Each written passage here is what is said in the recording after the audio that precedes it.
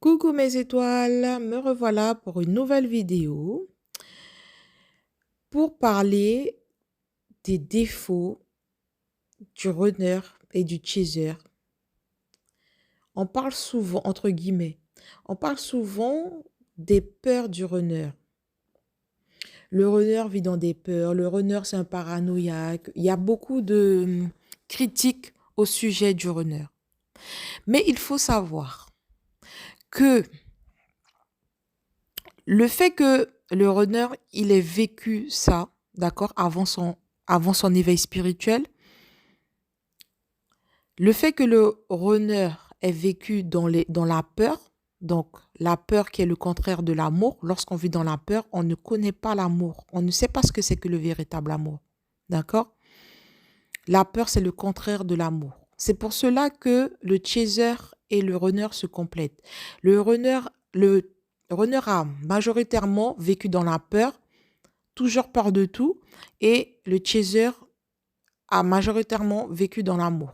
D'accord? Le chaser a ce rôle de je veux sauver l'autre. J'ai assez d'amour pour sauver l'autre, pour donner à l'autre. Le runner, il est dans ses peurs. Je me sécurise par rapport aux autres. D'accord?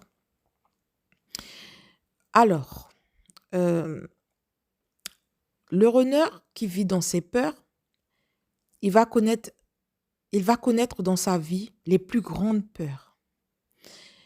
Il va transformer, de par le parcours de flamme jumelle, il va transformer, il aura ce pouvoir d'alchimiste, il va transformer ses peurs en amour. Le runner va réussir à s'éveiller. Ça, c'est quelque chose de très difficile. Ce sera très difficile pour lui, mais il le fera. Et je peux vous dire qu'il faut avoir une certaine puissance pour le faire, pour sortir de la peur, pour aller vers l'amour. En une vie comme ça, il faut être puissant. Et grâce au fait que le runner ait vécu toutes ces peurs, qu'il ait connu toutes ces peurs, lorsqu'il sera dans son éveil, qu'il sera ce maître spirituel, il pourra aider les autres, la plupart des humains d'ailleurs qui sont dans ces peurs, à pouvoir en sortir. Le runner sera un grand maître spirituel pour beaucoup de personnes sur Terre. Parce qu'il aura vécu ce que ces personnes-là vivent, même plus que le chaser. D'accord? Le chaser sera là pour accompagner le runner dans ce travail spirituel. On dit que le chaser a le rôle de sauveur souvent, mais j'ai l'impression que lorsqu'on parle de ça dans les vidéos, etc., c'est vu en négatif. Le chaser a ce rôle de sauveur, le chaser aura toujours ce rôle de sauveur toute sa vie. Que ce soit avant le parcours, après le parcours, le chaser est né pour sauver. C'est comme ça, c'est tout. Le déséquilibre qu'il y avait dans le chaser avant le parcours, c'est que le chaser sauvait plus les autres qu'elle-même. Le chaser s'oubliait, d'accord? Le chaser donnait beaucoup plus qu'elle ne recevait. Donc, pour pouvoir donner, il faut d'abord en avoir en nous, d'accord? De l'amour, etc. Il faut d'abord être bien pour pouvoir donner. Donc, il n'y avait pas encore cet équilibre-là chez le chaser. Sur le parcours, le chaser va apprendre à équilibrer cet amour inconditionnel. Elle va se donner beaucoup plus d'amour, apprendre à s'aimer, apprendre à être très autonome pour pouvoir être beaucoup plus fort et pour pouvoir sauver le maximum de personnes. Mais elle aura toujours ce rôle de sauveur en quelque sorte. Cependant, elle va apprendre à se sauver elle-même avant de sauver l'autre. D'accord? En vérité, les défauts qu'on accorde aux runners et aux chasers sont très importants pour le parcours et très importants pour le reste de leur vie. On dit que le runner est quelqu'un qui a beaucoup d'ego, mais il ne faut pas le voir en négatif, car c'est grâce à cet ego-là que le runner il va se relever. C'est grâce à cet ego-là, à cette persévérance qu'il aura, cette puissance de l'ego, que le runner il va réussir à reconquérir sa chaser pour pouvoir aller vers la réunion. Il faut être fort pour pouvoir reconquérir une ex-chaser, d'accord? Ça sera pas évident pour lui. Ça, c'est sûr.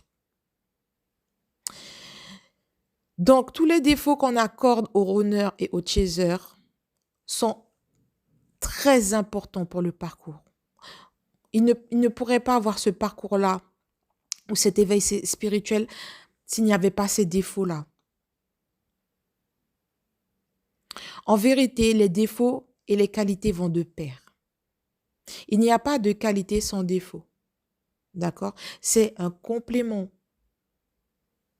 Autant que le runner et le chaser se complètent, autant les défauts et les qualités des runners se complètent. Du runner et du chaser se complètent. D'accord? L'un ne va pas sans l'autre.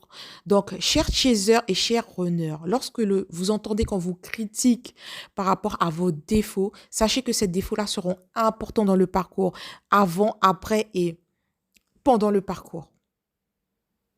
Acceptez les choses telles qu'elles sont. D'accord? Soyez dans l'acceptation des choses. Et ça se déroulera plus facilement. Ne soyez pas dans la culpabilité. Surtout pour les runners. Il ne faut pas culpabiliser parce qu'on vous dit que vous avez beaucoup d'ego, que vous avez beaucoup d'orgueil. Car c'est grâce à ça que par la suite, vous aurez cette puissance d'être un maître. D'accord?